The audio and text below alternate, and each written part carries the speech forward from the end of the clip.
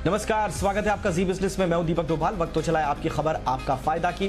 देखिए, कोरोना को लेकर पूरी दुनिया में जंग तो तेज हो गई है, लेकिन संक्रमण रुकने का नाम नहीं ले रहा है। पूरी दुनिया में लगभग 1 करोड़ लोग संक्रमित हैं और अमेरिका का जो CDC है, जिस पर एक पूरा दारोमदार है, अमेरिका में इस कोरोना की मुक्ति का सबसे बड़ा दारोमदार इसी संस्थान पर है। वहाँ का एक सबसे बड़ा स्वास्थ्य विभाग है, उसने एक जो रिपोर्ट दी है उससे ज़रा चिंताएं बढ़ गई हैं। उनका ये कहना है कि जो अमेरिका में अभी 24-25 लाख मरीज हैं, दरअसल इससे एक्चुअल में जो मरीज है वो 10 गुना ज्यादा है, यानी कि 2 करोड़ से भी ज्यादा हो सकते हैं। तो पूरी दुनिया में एक बहस छिड़ गई है कि क्या वाकई में जो आंकड़े हमारे सामने हैं उससे ज्यादा मरीज हमारे पूरे समाज में घूम रहे हैं, और इसका मतलब क्या है। दूसरा, WHO ने कहा है कि अभी तक जो 1 करोड़ मरीज हैं उनका आंकड़ा एक तरफ, और अगले हफ्ते के 7 दिनों के भीतर भीतर 1 करोड़ नए मरीज इसमें जुड़ जाएंगे। तो ये भी एक डराने वाला आंकड़ा। और इस बीच भारत में भी जो लगातार संख्या बढ़ रही है उससे चिंताएं अब बढ़ना लाजमी है। कैसे हम इस संक्रमण काल से मुक्ति पाएं, कब पीक आएगा, बाकी देशों में भारत की तुलना में ऐसा क्या हो रहा है जो वहां पर संक्रमण को रोकने के दावे किए जा रहे हैं, आज इसको समझने की कोशिश करेंगे। और अब हमारा भविष्य क्या है कोरोना के साथ, इस पर करेंगे चर्चा। पहले ये रिपोर्ट, फिर मेहमानों के साथ लौटते हैं।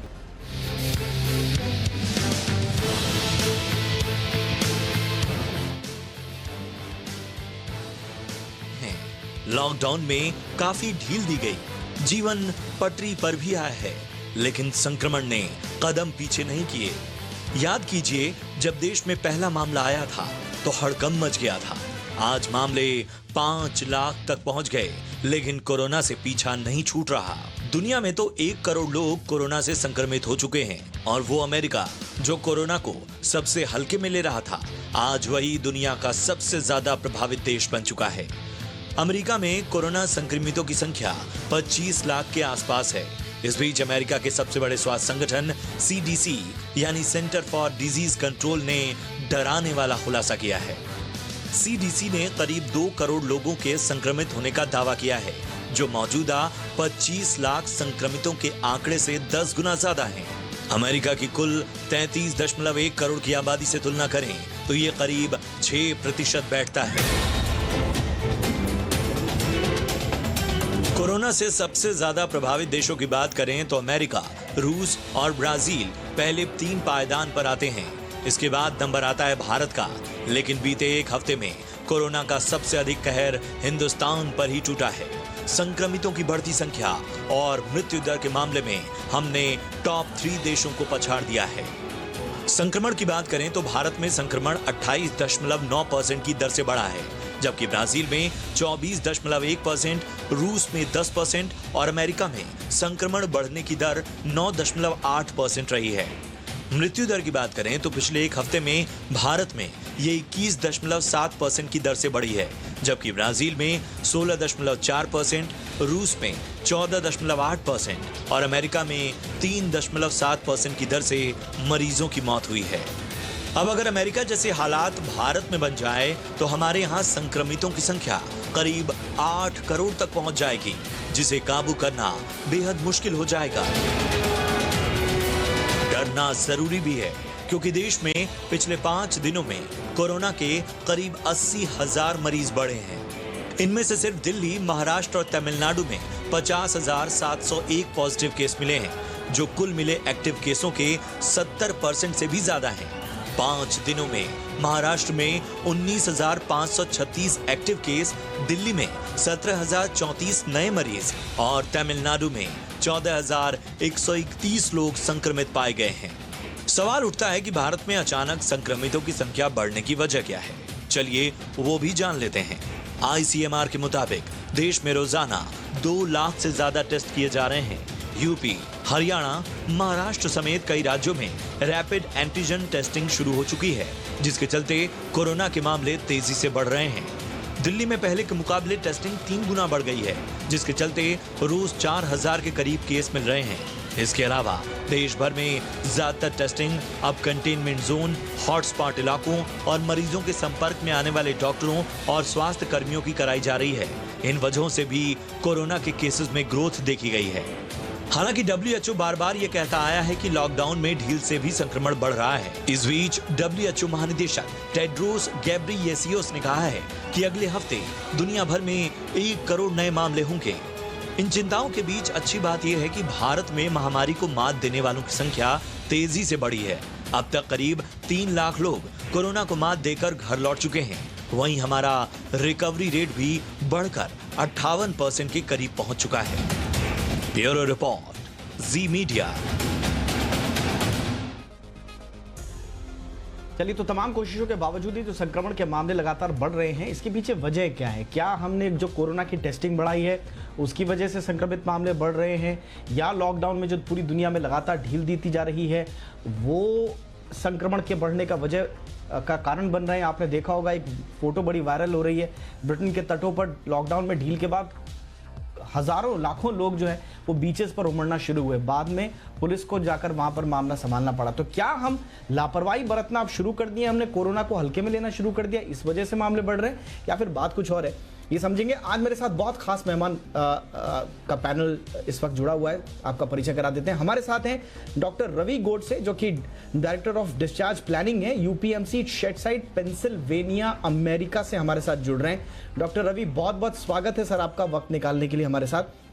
हमारे साथ हैं डॉक्टर एमसी मिश्रा साहब, जो कि फॉर्मर डायरेक्टर हैं एम्स के। Doctor Mishra, good evening sir, बहुत बहुत स्वागत है आपका। और हमारे साथ हैं देश के जाने माने health activist professor Bejon Mishra. Professor Mishra, आपका भी बहुत बहुत स्वागत है।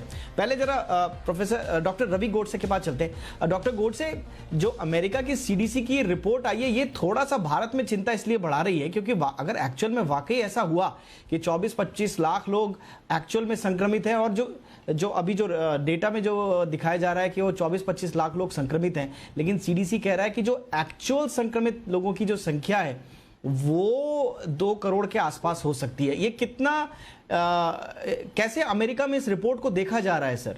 सबसे पहले ये बताएं। सबसे पहले ये बात है, मैं पहले भी कह चुका हूं कि झूठी तसल्ली से बुरी चीज है कि झूठी बड़ी बेकार न्यूज है ना। अगर सीडीसी का मानना सही है तो अच्छी बात है। तो देखो, अगर 10 गुना केस ज्यादा है, 25 लाख नहीं है, हमारे 2 करोड़ है, इसका मतलब ये भी हुआ ना, हमारा मोर्टालिटी रेट जो 5% है उससे 10 से डिवाइड किया जाए तो हम लोग का मोर्टालिटी रेट 0.5% हो गया। वो तो दुनिया में सबसे बेहतर हो जाएगा, राइट? तो जितने ये लोग तो पहले ही थे ना, हमको पता नहीं था कि ये लोग है। अभी इनका टेस्टिंग कर रहे हैं तो पता चला है, जैसा टेस्टिंग बढ़ेगा केसेस भी बढ़ेंगे। इंडिया में वैसा हो रहा है। ओनली उसमें प्रॉब्लम ये है कि जो लोगों को कोरोना हुआ है, हमको पहले मालूम नहीं था, अभी मालूम पड़ा है टेस्टिंग की वजह से, वो ऐसा ना हो कि किसी दूसरे लोगों को जाके दे दे। वही प्रॉब्लम है। अगर उनको कोरोना है और 80-85% लोग वैसे ही अपने आप ठीक हो रहे हैं, क्योंकि जो पूरे दुनिया विश्व में जो लॉकडाउन किया था उसका बेसिक इंटेंशन ये था कि एक साथ ओवरहेल्म न हो जाए हेल्थ सिस्टम। लेकिन मेरे ख्याल से कोई ये नहीं कह रहा था कि पूरे केसेस बचाएंगे। ये केसेस तो कभी ना कभी तो आने ही थे, अभी आ रहे हैं, देखेंगे क्या होता है। चलिए, ठीक है। डॉक्टर एमसी मिश्रा, 2 थ्योरीज बताई जा रही हैं। एक तरफ हम कह रहे हैं, जो सरकारों का दावा है वो कह रहे हैं कि भाई हम तो अपने यहाँ केसेस जो जो जो टेस्टिंग है वो बढ़ा रहे हैं। जैसे दिल्ली में 3000 टेस्टिंग पर डे हो रहे थे, आज 18 से 20,000 पर डे हो रही है। तो सरकार तो ये कहेगी कि भाई हम टेस्टिंग बढ़ा रहे हैं इसलिए मामले भी बढ़ रहे हैं, घबराइए मत। दूसरी थ्योरी डब्ल्यूएचओ की है। डब्ल्यूएचओ कहता है कि नहीं, टेस्टिंग तो बढ़ना अच्छी बात है, लेकिन जो आप लॉकडाउन में जो आप ढील दे रहे हैं और लोग जो लापरवाह हो गए उसकी वजह से भी संक्रमण बढ़ रहा है। आपके अनुसार कौन सी थ्योरी ज्यादा आपको सत्यता के करीब लगती है संक्रमण बढ़ने के पीछे? अरे दीपक जी, ये दोनों बातें ठीक है अपनी अपनी जगह। और हमने पहले भी आपके प्रोग्राम में इस बात की चर्चा की थी कि जो एक centre for disease dynamics economics and policy, एक Washington based non profit organisation है, मार्च में जो इनकी आशंका थी कि भारत में 30 से 40 करोड़ लोग संक्रमित हो सकते हैं जुलाई तक, और पीक का उन्होंने जो अनुमान लगाया था वो मई में लगाया था, और उसमें ये कहा था कि 10 मिलियन लोगों को संक्रमण हॉस्पिटलाइजेशन की जरूरत पड़ेगी और 2 से 4 मिलियन लोग बहुत ज्यादा संक्रमित होंगे जिनको बहुत गहन इलाज की जरूरत पड़ेगी। यदि कुछ न किया गया, ये उनका राइडर था मार्च में, और वैसा अभी तक कुछ हुआ नहीं है। लेकिन भारत में जो कोरोना की अब कहानी है, उसकी स्क्रिप्ट अब बदल रही है और बदलेगी आने वाले समय में। और ये जो केसेस अभी 5 लाख छू रहे हैं, ये आने वाले समय में 10-20 कुछ भी हो सकते हैं। और आज की तारीख में भी ये तो जो आपको मिल रहे हैं आंकड़े रोज, जितनी भी बढ़ रही है संख्या, वो टेस्ट की वजह से बढ़ रही है, और जो आपने कहा जो लोग प्रिकॉशन नहीं ले रहे, उसकी वजह से भी इसमें एडिशन होगा। और जैसे रवि भाई ने कहा कि ज्यादातर केसेस अपने आप ठीक भी हो रहे हैं और ठीक होंगे, आखिर में आप देखेंगे तो मॉर्टेलिटी इसकी लेस देन 1% ही रहेगी। लेकिन लोगों को ये समझना बहुत आवश्यक है कि जब लॉकडाउन में ढील हो रही है, तो उस समय बहुत ज्यादा चौकन्ना रहने की जरूरत है, बहुत ज्यादा प्रिकॉशंस हम सबको लेने होंगे, क्योंकि एक गलती से घर के सभी लोग संक्रमित हो सकते हैं। और ये देखने में भी आ रहा है इस बात में। ठीक है, लोग ठीक भी हो रहे हैं, जो घर में लोग क्वारंटीन कर रहे हैं, मैं बहुत सारे लोगों को जानता हूं, और वैसे भी जो संख्या आ रही है, तो इसमें ये आंकड़ों से हमें बहुत ज्यादा विचलित नहीं होना चाहिए, मैं ये कहूंगा। आंकड़े तो बढ़ेंगे ही दीपक जी, अभी आप देखिएगा जैसे जैसे टेस्टिंग बढ़ेगी, आंकड़े भी बढ़ेंगे। जब तक अब डबलिंग टाइम आप देखिए, भारत में अभी कम है बाकी देशों के मुकाबले, जिनका पीक शायद आ चुका है। अमेरिका के मुकाबले, यूरोप के कई देशों के मुकाबले भारत में अब डबलिंग टाइम करीब 15 दिन से कम है। बाकी देशों में ये डबलिंग टाइम अब 30 दिन है, 40 दिन है, 25 दिन है। तो ये भी जहां जहां पीक हो चुका है, वहां केसेस कम होने शुरू होंगे और डबलिंग टाइम बढ़ता जाएगा। लेकिन अभी पूरी स्क्रिप्ट कोरोना की हुई नहीं है, अभी ये लिखी जाएगी और आने वाले समय में। और यही चेतावनी दी है WHO ने, यही चेतावनी दी है CDC ने, यही चेतावनी भारत में भी है। तो हम सबका जिम्मेदारी ये होती है कि हम एक तो एक दूसरे को ना दें, तो मास्क लगा के रखें। दूसरा, फिजिकल डिस्टेंसिंग जितनी भी बना के रखी जा सकती है वो करते रहें, तो संक्रमण दूसरे लोगों को कम फैलेगा और उससे नुकसान कम होगा लोगों को। यानी कि आप दोनों की बातों का अगर मैं थोड़ा सा लब्बो लुबाब निकालूं, तो डॉक्टर रवि कह रहे हैं कि डरिए मत, केसेस तो बढ़ेंगे, कोई दिक्कत नहीं है। आज 2 करोड़ हो गए, कल 8 करोड़ भी हो जाएं तो प्रॉब्लम नहीं है, मोर्टेलिटी रेट उतनी कम आएगी। और आप भी यही कह रहे हैं। तो कुल मिला के बात ये कि संक्रमण जो बढ़ रहा है उससे डरना नहीं है। हाँ, मोर्टेलिटी रेट सुधरी रहे, कंट्रोल रहे, काबू में रहे, उस पर ध्यान देने की जरूरत जरूर है। लेकिन फिर मोर्टेलिटी ठीक करने के लिए आपको इंफ्रास्ट्रक्चर अच्छा करना पड़ेगा, आपको मैन पावर की जो नई स्ट्रैटेजीज बनानी पड़ेंगी, आपको ज्यादा से ज्यादा लोगों को चिकित्सा से जोड़ना पड़ेगा। उस लेवल पर हमारी क्या तैयारी है, प्रोफेसर बेजॉन मिश्रा बेहतर तरीके से बताएंगे। प्रोफेसर मिश्रा, आपको लगता है कि जैसा कि बताया जा रहा है कि अभी तो एक शुरुआत है, अभी तो स्क्रिप्ट लिखने की पटकथा शुरू हुई है, अभी असली कहानी तो बाकी है, उसके लिए क्या हमारी तैयारियां भारत के लिहाज से पूरी हैं?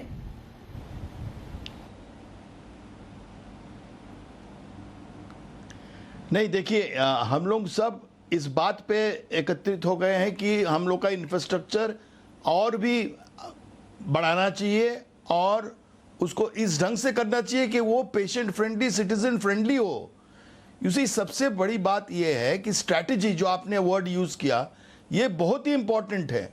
हम लोग के यहाँ जब हम लोग कोई भी प्लानिंग करते हैं, कोई भी स्ट्रैटेजी बनाते हैं, तो सारे स्टेक होल्डर्स को हम लोग एंगेज नहीं करते हैं उसको बनाने में। हम लोग एक अपने ढंग से बना लेते हैं, जबकि सिटीजन एंगेजमेंट बहुत ही इंपॉर्टेंट होता है। अवेयरनेस बिल्डिंग करना, उनको एक सहूलियत ऐसा दिलाना कि जैसे हेल्पलाइंस हैं, तो हेल्पलाइंस को कैसे और एक सक्रिय रूप दें, कैसे मेडिकल प्रैक्टिशनर्स जिनके साथ हर परिवार जुड़े हैं, हर परिवार के एक फैमिली डॉक्टर होते हैं जो उनसे जुड़े रहते हैं, उस फैमिली डॉक्टर का अवेलेबिलिटी, उन तक एक्सेसिबिलिटी इंप्रूव करना, कैसे हम लोग कर सकते हैं, ये सारे स्ट्रैटेजी में आते हैं। और जब तक हम लोग इसको नहीं अपनाएंगे, बढ़ेंगे जरूर, बिकॉज अभी हम लोग अभी तक पीक नहीं पहुंचे हैं। तो हम लोग को ये तैयारी रखना होगा कि कैसे हम यदि होम आइसोलेशन में जा रहे हैं, जैसे अभी दिल्ली में जो शुरू किया, ये पूरा इंडिया में पहले से होना चाहिए। घर घर जाकर मुआयना करना, जांच करना, लोगों से संपर्क बनाना, उनको कैसे हम लोग होम केयर दिला सकते हैं, स्पेशली सीनियर सिटीजन्स और ऐसे लोग हैं जो एक कम जगह पे रहते हैं, कई लोग, तो उनको कैसे सोशल डिस्टेंसिंग का एक अपॉर्चुनिटी देना, यदि कोई डिटेक्शन हो तो इस ढंग से आपको बैकअप तैयार करना होगा, जो नहीं है। और हम समझते हैं कि हम लोग को सबको मालूम है, ये कोई रॉकेट साइंस नहीं है कि हम लोग को मालूम नहीं है कैसे करना होगा, लेकिन you have to go step by step. Crisis आने पे तब जाना, it is not a very sensible move. आपको इमरजेंसी के लिए आपको पहले से प्लानिंग, इसलिए डिजास्टर मैनेजमेंट एक्ट क्यों लाए हम लोग, लागू किए हमारे देश में, ताकि सारे लोग, ये जो 11 कमिटियां बने जो रोज मिलते हैं, ये सारे लोग इस ढंग से निर्णय लें कि हर व्यक्ति इन तक पहुंच सके, अपना तकलीफ बता सके और उस तकलीफ को हम लोग दूर कर सके। जब तक हम लोग इस ढंग का एक रेस्पॉन्सिव मैकेनिज्म नहीं लाएंगे, जब तक हम लोग इस ढंग का एक मैकेनिज्म नहीं लाएंगे जहां पर लोग सहूलियत महसूस कर रहा है कि हमको यदि कोई भी तकलीफ हो तुरंत हमको कोई ना कोई सलाह देने के लिए तैयार है, और वो भी वो व्यक्ति जिसको हम विश्वास करते हैं या वो तंत्र जिसको हम विश्वास करते हैं, तो वो सब ट्रस्ट बिल्ड करना सिस्टम पे, तभी हम लोग धीमे धीमे तंत्र में विश्वास, अपनी हेल्थ सिस्टम में विश्वास का एक माहौल बनाना बहुत जरूरी होगा। डॉक्टर गोडसे, आपसे मैं पूछना चाहूंगा, आपको अब तक का, क्योंकि अब हमारे यहाँ जो लॉकडाउन लगा था उसको लगभग 100 दिन होने को आए हैं, अब आपने जो ऑब्जर्व किया है और अमेरिका में जो आपका अनुभव रहा है, आप थोड़ा सा एक तो ये बताइए कि ये अमेरिका में, क्योंकि बार बार ये कहा जा रहा है कि जो अमेरिका में फैले हुए वायरस का स्ट्रेन है वो थोड़ा सा इंडिया से अलग है, इसलिए हमारे यहाँ मोर्टेलिटी कम है, वहाँ पर ज़्यादा है। दूसरी बात ये भी कही जाती है कि भाई हमारे यहाँ क्या कोई ऐसी इम्यून सिस्टम हम लोगों का मजबूत है। बार बार बहुत सारी इसको सपोर्ट करने वाली थ्योरीज भी, पेपर्स भी छपते रहते हैं कि भाई भारतीयों का इम्यून सिस्टम मजबूत है, इसलिए ज़्यादा वायरस उस पर असर नहीं कर रहा है। आप वहाँ से क्या अनुभव ले पा रहे हैं? भारत किस तरह से अलग है खास तौर से अमेरिका की तुलना में? देखो, मैं पहले भी कह चुका हूं कि बीसीजी जो वैक्सीनेशन है, बीसीजी टीकाकरण, उसे शायद आंशिक सुरक्षितता इंडियन लोगों को मिली है। दूसरी चीज ये है कि हर एक कंट्री को अपने मुताबिक करना चाहिए। देखो, अभी अमेरिका में सोशल डिस्टेंसिंग भी करे 2 मीटर का, फिर भी हम लोग अपनी इकोनॉमी पूरी खोल सकते हैं। हम लोग का जो नेशनल पार्क है Yellowstone, that is 2.5 times the size of state of Goa. Country बहुत बड़ी है, लोग कम है, तो ये सब लोग हम लोग वेरी इजीली कर सकते हैं। लेकिन धारावी में या बॉम्बे में ट्रेन में कैसे कहेंगे कि सोशल डिस्टेंसिंग करें? लेकिन एक बात पे ध्यान दीजिए, अपने इंडिया ने बहुत अच्छा किया है। सोच लो कि अमेरिका के पीक के तुलनात्मक इंडिया का पीक 90 दिन बाद में आने वाला था, ऐसा कहते थे। लेकिन इंडिया का लॉकडाउन है वो अमेरिका के 15 या 20 दिन बाद ही चालू हुआ था। तो इंडिया ने लॉकडाउन बहुत जल्दी किया, बहुत इफेक्टिव किया, अच्छी तरह से किया है। देखो, और ये जो हम लोग कंपैरिजन करते हैं, this is not apples to apples. हम लोग बंबई और न्यूयॉर्क के कंपैरिजन करते हैं और कहते हैं कि केसेस बंबई में भी कम रहे, न्यूयॉर्क से कम रहे।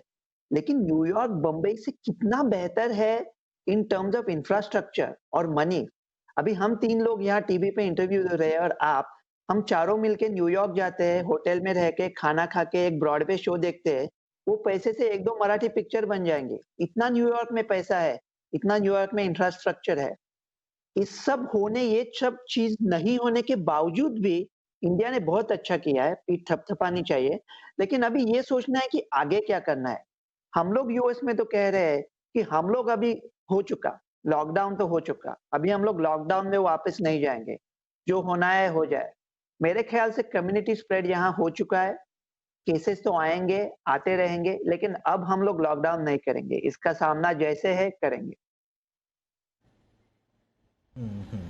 ठीक है। और मिश्रा सर, आपका क्या सजेशन है? चलिए, वो तो अब उन्होंने, ट्रंप प्रशासन ने तय कर लिया है कि अब हम लॉकडाउन में नहीं जाएंगे, लेकिन भारत में आपको क्या सूरत नजर आ रही है? बहुत सारे राज्य हैं वो लॉकडाउन बढ़ाने की बात कर रहे हैं। इनफैक्ट असम में, गुवाहाटी में तो स्ट्रिक्ट लॉकडाउन 14 दिन के लगाने की बात अभी आ गई है। आपको क्या लग रहा है, भारत में क्या अभी कोई लॉकडाउन, आंशिक लॉकडाउन, या अब खोल दें जैसा डॉक्टर गोडसे कह रहे हैं, होने दो अब जो होगा? नहीं, भारत में अभी वो नहीं हम कर सकते कि जो होना तो वो होगा, क्योंकि आप जानते हैं भारत की जो डेंसिटी और पॉपुलेशन है वो एकदम से इसको एक और महा से महामारी का रूप दे देगी। तो जैसे कोलकाता ने, वेस्ट बंगाल ने अपना कुछ लॉकडाउन बढ़ाया है, और इसी तरह से जो हम लोग शुरू से बात कह रहे हैं कि अनलॉकिंग बहुत जरूरी है इकोनॉमी के लिए। हमने लॉकडाउन का जो इकोनॉमी पे बुरा असर पड़ा वो भी बहुत अच्छे से देखा और बहुत ज्यादा एडवर्स इफेक्ट पड़ा है और पड़ रहा है आज की तारीख में। इंडस्ट्री उठ नहीं पा रही है कोई भी, चाहे वो एंटरटेनमेंट इंडस्ट्री हो, चाहे वो हॉस्पिटैलिटी इंडस्ट्री हो, चाहे वो आम मॉल्स हो या रेस्टोरेंट्स हो या स्कूल्स हो या कॉलेजेस हो। अभी तक एडमिशन प्रोसेस मेडिकल कॉलेजेस की पूरी नहीं हो पाई है। इसकी वजह से एग्जामिनेशन प्रोसेस जो है सीबीएसई की वो अधर में लटकी हुई है। तो इसका जो खामियाजा है बहुत ज्यादा है लॉकडाउन का, और संक्रमण बढ़ने का भी जो रिस्क है वो भी बहुत ज्यादा है। तो इसीलिए हम लोग कह रहे हैं कि जहां पे जो क्लस्टर्स में जहां पे ज्यादा इन्फेक्शन है उनमें लॉकडाउन करना और उनमें रेस्ट्रिक्शन लगाना बिल्कुल जस्टिफाइड है और वो होना चाहिए, जिससे कि संक्रमण बहुत ज्यादा एक बार में न फैले। लेकिन जैसे डॉक्टर रवि ने कहा, ये भी मान के चलना पड़ेगा कि कम्युनिटी स्प्रेड, चाहे हम जितना उसको कहें कि नहीं है, भारत में है और आगे भी चलता रहेगा थोड़े से रूप में, ज्यादा से रूप में, डिपेंडिंग ऑन अपनी पॉपुलेशन से कंपेयर करते हैं तो ये आंकड़ा अभी भी बहुत पीनट्स है जो भारत में अभी भी संक्रमित लोगों की संख्या है, और ये बढ़ेगी, इससे घबराने की जरूरत नहीं है। मैं तो ये कहूंगा कि लोग अपना और ज्यादा प्रिकॉशन लें। आज जैसे हमारे एग्जाम हो रहा था एमएस का, उसमें हमारे एग्जामिनर्स बाहर से आए थे, स्टूडेंट्स थे, पेशेंट से भी करना पड़ा सामना, तो हम सब ने मास्क लगा के, दूरी बना के उस एग्जाम को पूरा किया। तो ये करने की बहुत आवश्यकता है। जैसे मार्च में हम लोग कह रहे थे मास्क की शायद जरूरत नहीं है सबको, केवल जो लोग संक्रमित हैं उनको लगाना चाहिए। अब ये 3 महीने में एक बात सामने निकल के आई है कि नहीं, मास्क सबको लगाना जरूरी है अगर संक्रमण से बचना है और बचाना है दूसरों को। तो फिजिकल डिस्टेंसिंग जितनी भी कर सकते हैं, और जैसे डॉक्टर रवि ने भी कहा और हम पहले भी डिस्कस कर चुके हैं, भारत में बहुत सारी जगह ऐसी है जहां फिजिकल डिस्टेंसिंग संभव है ही नहीं। और आपने देखा लॉकडाउन में फिजिकल डिस्टेंसिंग नहीं हो पा रही थी, चाहे वो बांद्रा स्टेशन हो, चाहे वो आनंद विहार टर्मिनल दिल्ली में हो, जैसे जो लोग बॉम्बे से चले बिहार की तरफ, बिल्कुल एयरपोर्ट्स पर, इनफैक्ट रेलवे स्टेशंस पर हमने लॉकडाउन में ये तो थोड़ी सी एक चिंताजनक तस्वीर सामने आई थी कि जैसे ही लॉकडाउन खुल रहा है लोग थोड़े से लापरवाह हो जा रहे हैं और एक तरह से नॉर्मल सिचुएशन की तरह लोग इसको ट्रीट कर रहे हैं। ये चिंता बढ़ाने वाला तो जरूर है। प्रोफेसर बेजोर, मैं फटाफट आपके पास आने चाहूंगा। अब बहुत सारी सरकारों ने अब होम असिस्टेंस मेडिकल स्ट्रैटेजी पे जोर देना शुरू किया है। अब दिल्ली में भी उस पर बात चल रही है कि भाई हम घर जाकर आपको ऑक्सीजन भी दे देंगे, ऑक्सीमीटर भी दे देंगे। मुंबई में भी जो है डिस्पेंसरी ऑन व्हील शुरू हो गया है, घर घर जाकर। आपको लगता है कि एक कंज्यूमर पॉइंट ऑफ व्यू से ये जरूरी होगा कि बजाय अब हॉस्पिटल्स की डिपेंडेंसी के, अब हम घरों में जाकर लोगों का टेस्टिंग करें, इलाज करें और उनको सहूलियत दें?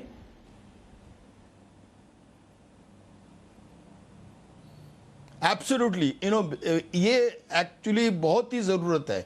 इसी हमारे देश में इसी हर एक व्यक्ति ये कहा है कि हम लोग 1.3 बिलियन सिटीजन्स को मैनेज कर रहे हैं और हम लोग का population density is also very high. So what हम लोग को ये सोचना होगा कि हम उनको किस ढंग से सहायता देंगे, और ये सोचना हर एक स्टेट को अलग अलग, जैसे यूजुअली नीजर रिएक्शन नहीं होनी चाहिए कि हम सुबह उठे और सडनली बोलेंगे कि हम ये करना चाह रहे हैं। ऐसा नहीं, सही ढंग से प्लानिंग करके आगे कैसे 15 दिन में क्या करेंगे, 30 दिन में क्या करेंगे, कैसे लोगों को अपने रोजगार दिलाएंगे, कैसे उनको हम ले जाएंगे अनलॉक सिचुएशन में ताकि वो अपना नॉर्मल लाइफ लीड कर सके, इसको सारे को सही ढंग से प्लान करना होगा। और हम समझते हैं इस प्लानिंग के बहुत बड़ा एक गैप है जिसको हम लोग को दूर करना है। और इस गैप को दूर करने के लिए जैसे हम सप्लाई चेन, हम सरकार को मार्च से जब से शुरू हुआ है, हम ऑलवेज सरकार को ये कह रहे हैं कि हमारा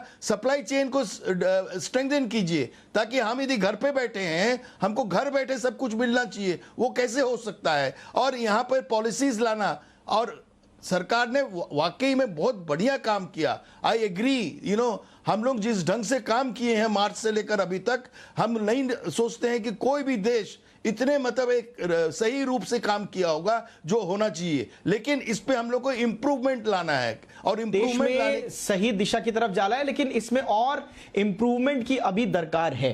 मैं फटाफट से आखिरी कमेंट डॉक्टर रवि आपसे लेना चाहूंगा। डॉक्टर रवि, दुनिया में देखिए, इंडिया में तो हम रहकर बहुत सारी रिपोर्ट्स और सब चीजें पढ़ रहे हैं, लेकिन अमेरिका में आप लोग जो एसेस कर रहे हैं अभी ओवरऑल वर्ल्ड की सिचुएशन, आपको क्या लग रहा है नॉर्मलाइज होने में अभी कितना टाइम लगेगा? संक्षेप में बता पाएं सर आप। मेरे ख्याल से ये डिस्कशन का एंडिंग एकदम सकारात्मक होना चाहिए। मेरे ख्याल से वैक्सीन का काम एकदम फटाफट चल रहा है, लोगों ने ऑलरेडी इन्वेस्ट किया है। मेरे ख्याल से मैं जरूर कह सकता हूँ कि वैक्सीन आएगी, ये मेरे ख्याल से अक्टूबर तक सब बहुत कम हो जाएगा। और दूसरी बात यह है कि हम लोग मार्च में रो रहे थे कि न्यूयॉर्क में वेंटिलेटर शायद कम पड़ेंगे, 1.5 लाख लगेंगे, 2 लाख लगेंगे, लेकिन अभी पता एक भी पेशेंट ऐसा नहीं था अमेरिका में कि जिसको वेंटिलेटर नहीं मिला, सबको मिला। तो अभी ऐसा चल रहा है कि वेंटिलेटर की जरूरत है ही नहीं। मतलब जो तो थोड़े सिक लोग हैं उनको है, लेकिन ज्यादातर लोग हैं वो ऑक्सीजन लेवल कम होगी तो भी वो टॉलरेट कर लेते हैं। तो मेरे ख्याल से ये जो होम टेस्टिंग इंडिया कर रहा है वो अच्छा कर रहा है। और दूसरे देखो, हमारे यहाँ पॉलिटिकल माहौल भी है, हमारे प्रेसिडेंशियल इलेक्शन है 3 नवंबर को, तो उसकी भी सोच पड़ती है। सब लोग बोलते हैं कि अच्छा किया नहीं किया, अगर गवर्नमेंट ने हमारे अच्छा काम भी किया है तो कोई बोल नहीं सकता, क्योंकि पॉलिटिक्स है, नवंबर में इलेक्शन। मेरे ख्याल से 4 नवंबर में यूएस इलेक्शन का जो भी हो जाएगा, उसके बाद सब दुनिया में पॉजिटिव न्यूज आने लगेंगी, क्योंकि पूरा दुनिया यूएस की तरफ देखता है ना कि क्या केसेस है, कहाँ कर रहे हैं। लेकिन वैक्सीन का काम बहुत जल्दी से चल रहा है, 125 जगह पे काम चल रहा है। और मैं ये डॉक्टर के हैसियत से नहीं, लेकिन एक दोस्त के हैसियत से मेरे भारतीय बंधु भगिनी को कह सकता हूँ कि वैक्सीन जरूर बनेगी और इंडिया में भी आएगी, आप शांत रहिए।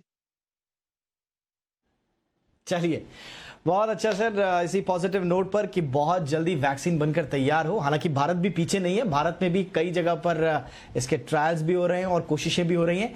तो पूरी दुनिया में एक कलेक्टिव मेजर के थ्रू हम बहुत जल्दी इस महामारी से मुक्ति पाएंगे। और आपने बोला कि अक्टूबर नवंबर के आसपास वो दिन जरूर आएंगे, यही उम्मीद हम भी करते हैं सर। बहुत बहुत शुक्रिया हमारे लिए वक्त निकालने के लिए डॉक्टर रवि गोडसे आपका। डॉक्टर MC मिश्रा आपका भी बहुत बहुत शुक्रिया सर। प्रोफेसर बेजॉन मिश्रा आपका भी बहुत बहुत शुक्रिया। इसी के साथ इजाजत दें, नमस्कार।